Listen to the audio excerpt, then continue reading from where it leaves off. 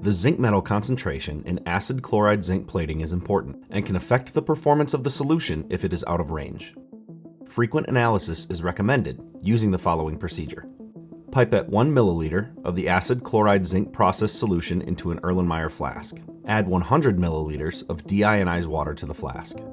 Next, add 15 milliliters of Kocher reagent R86 and 10 milliliters of Kocher reagent N31. Then, add 10 drops of Kocher indicator KEB and mix the solution. Titrate using Kocher reagent R76 until the solution changes from purple to blue. The number of milliliters of the R76 titrant used is equal to the concentration of zinc metal in the solution. If it took 3 milliliters of R76 to change the color, then the zinc metal concentration is 3 ounces per gallon.